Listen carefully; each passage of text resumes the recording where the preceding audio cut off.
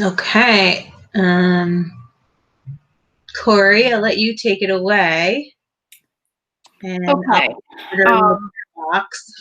So my thought for today was, since we had a few people share what they did with choice menus and how they're using them in their classrooms yesterday, that today we would just kind of get into a little more specific on what are choice menus, why should we be using them. I have a few more examples, some of which we did look at yesterday, but we can look at again today, and then talk about platforms that we can use to create our own. So I'm going to share my screen. I have a presentation that I've made, and what I'll do is when we post this on YouTube, we'll include the link for the presentation, and we can also include it in the email that goes out when we share the video. So, okay. Can everyone see my screen? Yes. Okay, thank you. I can't see you. I have tried enabling nod so that if you raise your hand, I should be able to see it. So if you have a question, but otherwise, if you have, oh, see, Erica just raised her hand. All right, so that works. I will try to go slow and stop so that if you have questions, just to give you time to ask questions, and feel free to jump in because I know some of you are currently doing this in your classroom. So choice menus, choice boards, they have lots of names to them. Some people also call them learning menus or learning boards. So just going over what are they and how do you make one? So what are choice menus or choice boards? They are essentially a way of differentiating your learning and instruction for students by giving them choice in activities. Choice boards or menus can give students choice in what they are learning, or it can give them choice in how they are learning. They can take on many formats, such as tic-tac-toe boards, which a lot of people brought up yesterday as being sort of what comes to mind automatically when we think of choice boards. But they can also take on the form of checklists, like what Barb showed us and Courtney, and weekly menus, which was more of the first one that Barb had shared with us.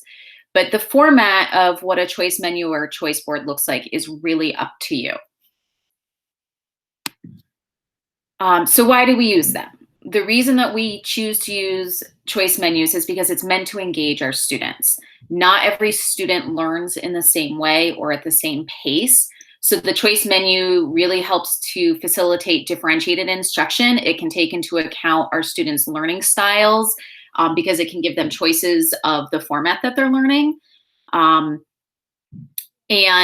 especially right now, if we are giving students a choice menu on Monday and asking them to complete a set required number by Friday, they can complete that in a time frame that works for them and works for their learning pace. So when creating a choice menu, I think there's a few steps that you want to take into consideration as you go through it. The first thing that you need to do is to choose a concept that you want to focus on. So this could be, a specific standard. So when I was implementing choice boards into my classroom last year in math, I was looking at what was the specific standard and skill that we were focusing on. It can incorporate more than one. I'm thinking if you were to create one for like a project-based learning unit, you would have an overarching theme rather than necessarily one skill or standard. The second thing is to know your multiple intelligences, understand the different ways that kids learn. And this links out to a nice article that was put out by Scholastic that kind of goes into different learning styles.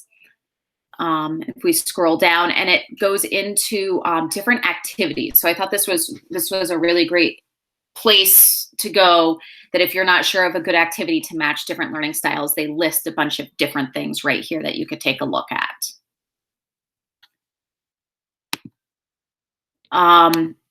you need to outline or draw out a map before creating it. So you just kind of want to have an idea ahead of time of what is this going to look like, and just sketching it out on paper, just rough draft, can be really helpful.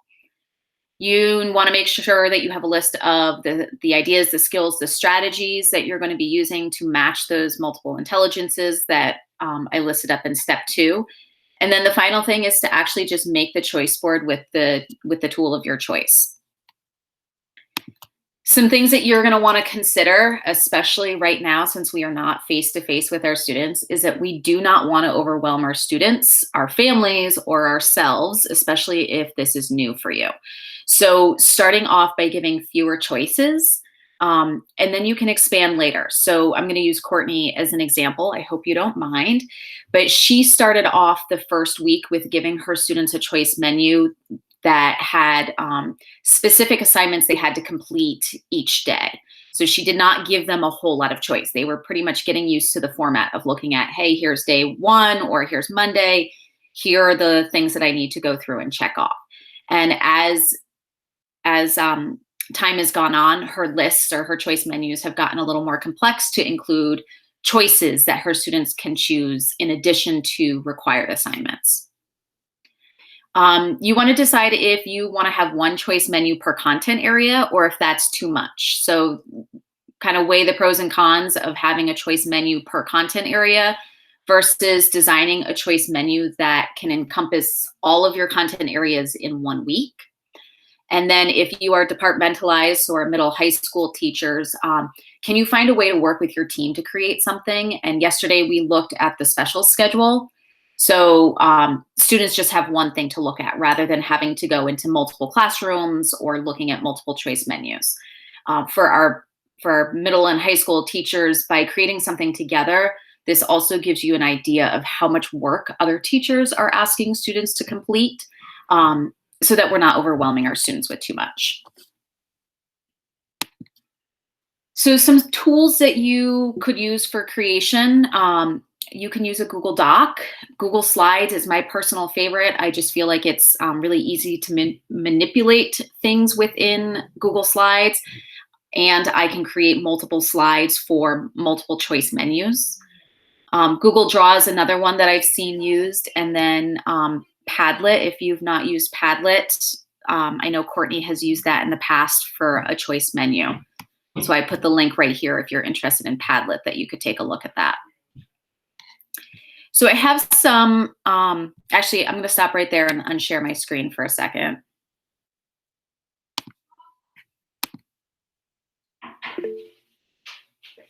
And just what questions do you have? So Karen asks, is Padlet free right now? I have not seen that they've lifted restrictions. So I believe that right now with Padlet, you're allowed up to 3 Padlets, which is not a lot, but you could reuse them. Erica, have you heard anything different? I'm going right there for now. Let me see if I can. Yeah, so they have a free version and a paid version, right? And the free one, you can only have 3, they call Padlets. Let me see. So they do right now, if you've never had an account with Padlet, you can try it for free for 30 days. Yeah. They don't really have any COVID specific. I don't know if it's always free for 30 days. And then it costs, looks like $12 a month. Yeah. Oh, it's a month? Jesus. Yeah. That's kind of crazy. Courtney says that if you sign up and if you can refer other teachers, they give you additional Padlets. So you can sign up and start referring to all those teachers throughout the SU. Those of you that are here get that information first. So there you go. Any other questions before I head back to the presentation?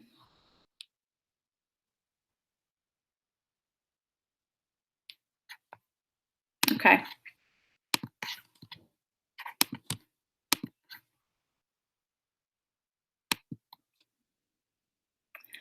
Okay, so I have a few examples here. Some of them we looked at yesterday, but this is just a way to show you how different choice menus can look different ways.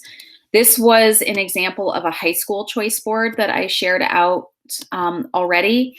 And when you look at this presentation, they are linked, so you can go directly to where I got all of this information from. So this high school here decided to give students one choice board, I would assume, for the week. They have math, science, they have a couple areas for language, electives, independent studies perhaps, or social studies. And so they're required to complete a minimum of 6 activities from the entire choice board. So this is one way that you could set it up so that multiple content area teachers are putting all of their assignments in one place. I have this example here. This is an example of a tic-tac-toe board. And what this teacher has done is in the middle with the star is a required activity. And then, and up here, their directions say to start with number 5 and then to make 2 other choices to complete the tic-tac-toe.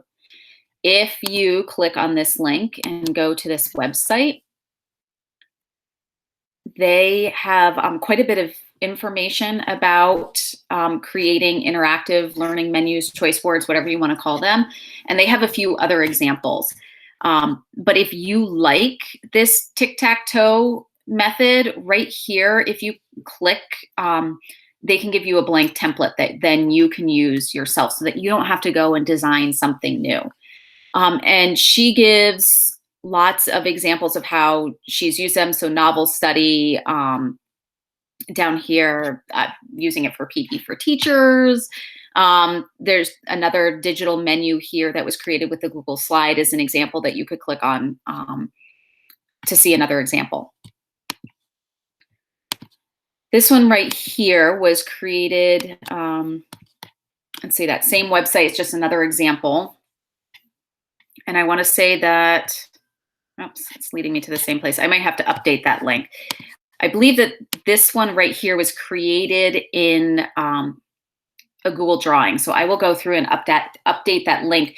What you can't see on here is that each box has an explanation that comes off of it within the Google drawing. I just didn't capture that in my in the snapshot I took of the screen. And then I put the choice board that Poultney Elementary specials teachers had shared out again, because it's just another example of how multiple content areas can come together to create a choice board. And then finally, the last slide that I have is I just have a bunch of examples, specifically linking out to some of the things that have been done within our own SU.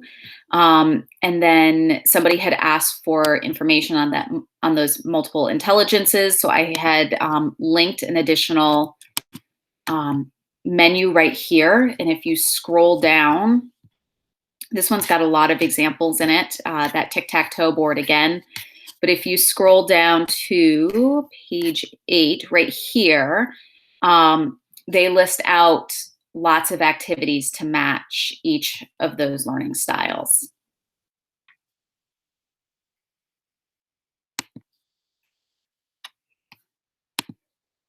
So what questions, I know that was kind of a quick and dirty, but what questions do you have about creating a choice menu, or what are you thinking about? Karen, I hope you don't mind me sharing, but Karen had shared using Jamboard with me yesterday on creating a choice menu, which was, I had never thought about that, but that was a pretty cool one.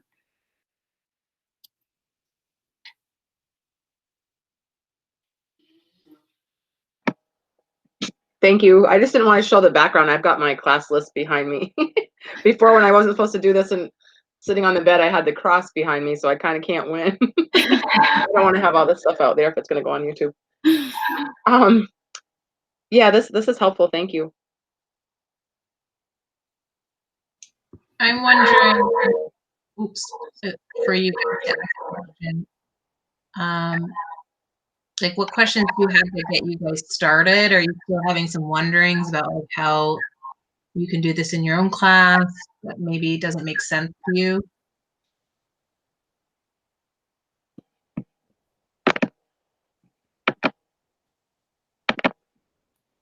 have a wondering. So this looks like you're mostly talking about using these choice boards for new learning. And when you're doing instruction for kids to have them like access new material in a different way. I'm wondering if anybody uses this for summative assessments, for like giving students different options for ways to show that they have already learned something. Yeah, so I think one of the things that I didn't really mention was I talked about choice boards being for students learning material, or whether it was what material they learn or how they learn it, but you could definitely use a choice board for students to show how they've learned. That one example that I have, it was a Genius Hour project ideas was the one choice board that the link wasn't working on. But what they do is Genius Hour, so kids are choosing the content that they want, but they've given the students multiple ways to share their learning. So whether it was creating a Screencastify or an iMovie or a Google Site or a Prezi. So I think choice menus could definitely be used in a way where you are tapping into their learning style for assessments. Corey, you can hear me, right? Yes. Okay, my concern is the time management, like for students. I don't want to be, I'm definitely hearing don't overwhelm, which I don't want to. And I'm hearing that the proficiencies are decided by like our grade level teams. Which maybe hasn't happened yet, but I mean, for language arts, it's going to be either language reading or writing, or all, combined. Some of those activities would all kind of be combined, I imagine. Mm-hmm. And then I feel like I'm supposed to be promoting Lexia Power Up. I just feel like I'm not sure. I wish somebody would tell. Maybe I can mention this tomorrow at my principal meeting, but I don't. I don't know. Are you guys expecting 2 hours from students for the week? Or is that 2 hours for language arts a week and 2 hours for social studies a week at the 6th grade level? Is that 1 hour and 1 hour? And if it's Lexia Power Up, that takes up, if I'm trying to be encouraging that for the recommendations, that takes up a lot of the time. Right. I'm just trying to pull up the continuation of learning plan because I'm trying to remember what we said. Yeah, if you look at the difference between elementary and middle school, at first I thought they left out the word per subject for the elementary, but then I read it again today and I thought, no, maybe they just mean 2 hours for the week. No, it was definitely 2 hours. I think the idea was that it was 2 hours per content area for the week. Am I correct, Erica?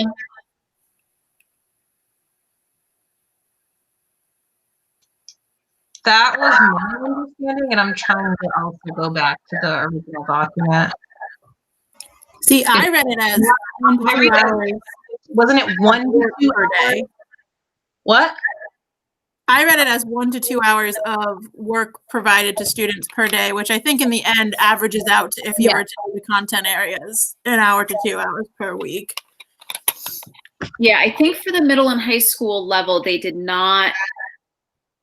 I think for the elementary, they stated it differently than they did for the middle and high school, only because you've got one teacher teaching all content areas versus departmentalized. And I want to say it was 2 hours per week per content area for the teachers that are departmentalized. Yeah.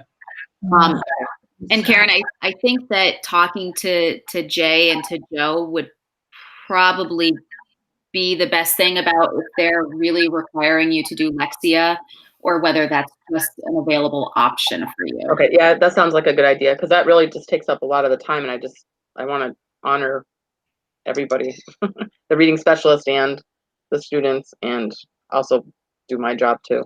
Yeah, I would talk with them. I would feel like Lexia would be considered like as some of the new learning. Like if you wanted to use that versus, I don't know, it would count towards the hours, I would say. So if you're going to use it or not. Right. How much I'm making it. Is it even optional? Is it even one of the things that they could click on or not click on? Yeah. I feel like it was. I feel like it was mentioned somewhere. I'm trying to find it.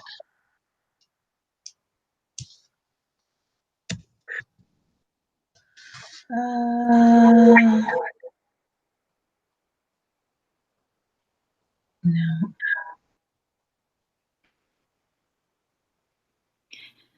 Yeah, I think Jay and Joe would be the best to answer those questions. One way too that you can work in if they're giving you something that you have to complete with your students, one format it can take is a may do and a must do, or a may do and a can, or a must do and a can do. So like if you are required to have them work on that program, you could put that as their must do for like, instead of time limit for it, so they're not on it the whole time. So like 20 minutes, 15 minutes, and then underneath it have them have can do's of options that they can choose when they're done. So that way it kind of balances out both worlds. That's a good idea. So Lexia could be an option. I've been thinking about that with my tic-tac-toe board, and I was like trying to think what would be the most important thing to put in the middle. And if I was just doing an ELA choice board and then a social studies choice board, if even that might be too much, but if I were to do two, I wasn't sure what would go in the middle, because we also have a guided reading book going on, and that's really where I think their energy is, and I think that's where my teaching instruction would be. So it's just, I guess, the matter of which one of those goes in the middle if I'm just going to be on one ELA board. Right. So you're going to post for content standards, and you could focus it around that. Right. Okay. Here's where it says for elementary, and then so elementary and middle school are a little different. Elementary students will be assigned a combined total of 1 to 2 hours per day of instructional materials, in addition to up to 1 hour per week for assignments from non-core classes combined. Middle school students will be assigned 2 hours per week from each of their core courses, in addition to up to 1 hour per week from non-core courses combined. And they're considering 6th grade to be elementary for this. According to the document, yeah, 6th grade is considered elementary at West Rutland. Oh, okay. Yep. You're Middle right. school students are grades 7 and 8, except for Rutland Town, which is grades 5 through 8. Okay. So you would fall into that 1 to 2 hours per day of instructional materials.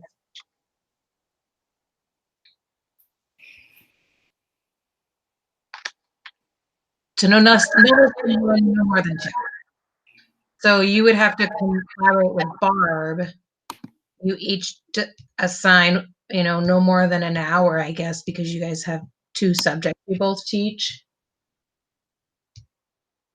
for 6th grade, and kind of work it out that way. So am I right in thinking like 30 minutes social studies, 30 minutes language arts per day?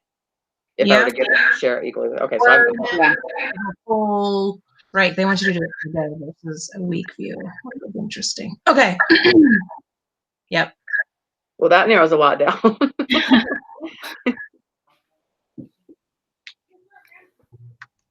I mean, you could estimate, like, here's your weekly choice board. You can send out a weekly choice board, and you have to say, you have to choose 1 from the social studies column and 1 from the ELA column a day, and have them each be about a 30-minute lesson or activity each time. And that's the other thing in thinking about, we talk about choice boards, and we often think that a choice board is that students have say in doing and not doing certain activities. But the idea behind a choice board is just that they get some choice. So the choice might be that they have, a weekly schedule that has 5 social studies activities and 5 ELA activities. You have to choose 1 a day. By the end of the week, they've accomplished them all. The choice was just the order they completed them in. Yeah. Or Barb, I think, sent out, she has like 6, here are 6 things. You have to do 4 by the end of the week. And then here's a list, and then one of these optional ones, or something like that. I don't know. Right.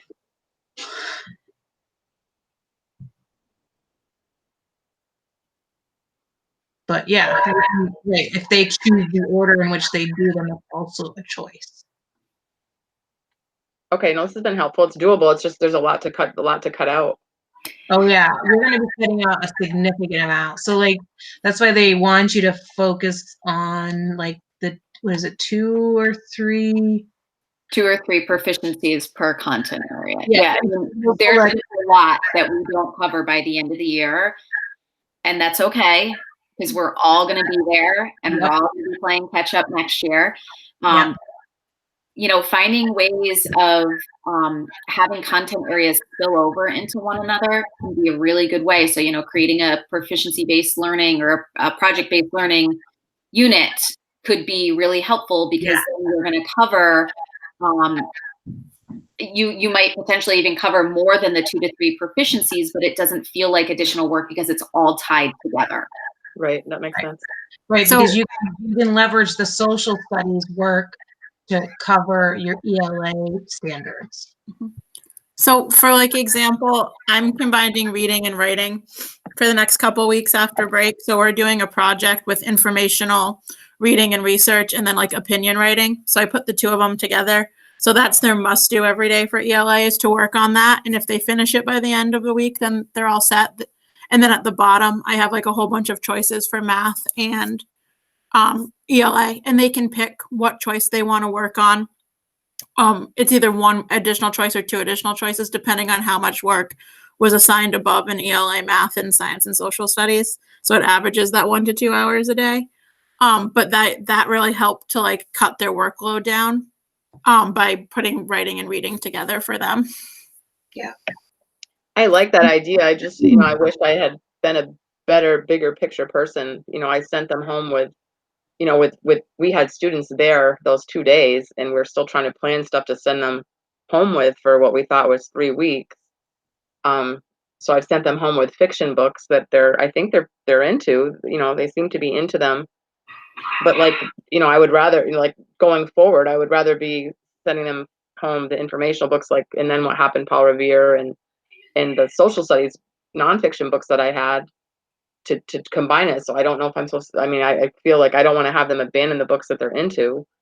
It's just like, I wish I'd done a better job seeing the bigger picture, but we didn't know. So Karen, what you could do with your fictional books that you have is, you could like have them and like their choice could just be like what they are reading, like at home, their fiction book. And then like you could create like, we've been working on like, it's 4th grade, but we've been working on like extended responses, like how to respond to reading, like in a paragraph about different things like theme and like character conflict and things like that. So you could even make a menu about how they're choosing to respond to like what they've read. And their like ELA could be read to self and then this like response kind of menu type thing. thank you. That's a good idea. Yeah, if they have those resources at home like that could be a way to like work into that.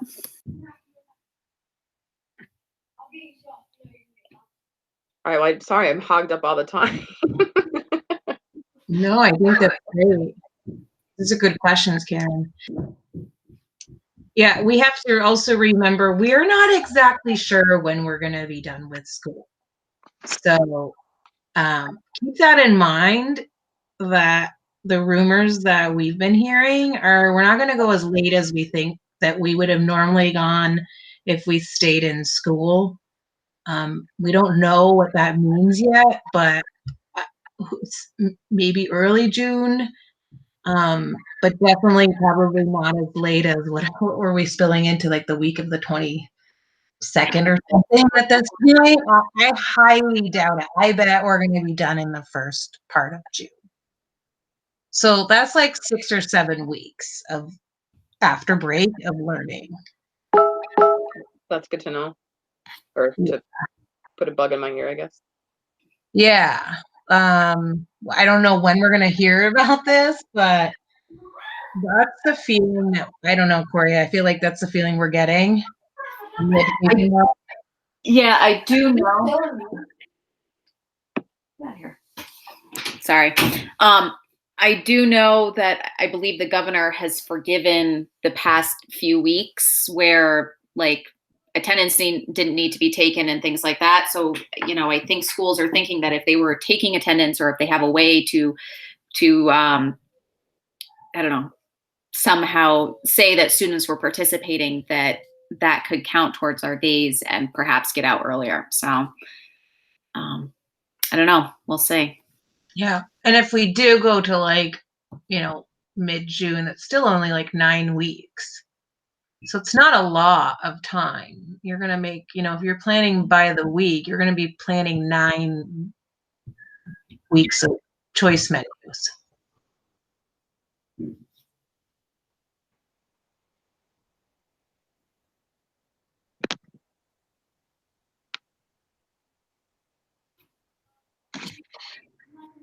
All right. Do we have any other questions?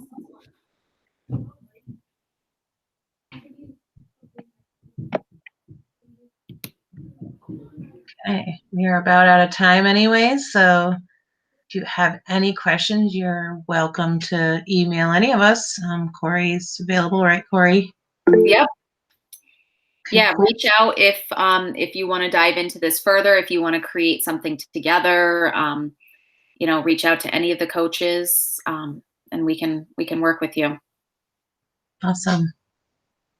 Thank you, everyone. I'll be putting this on the YouTube channel as well, so you can listen to it if you need to again. Okay. Bye. Thank you. Bye.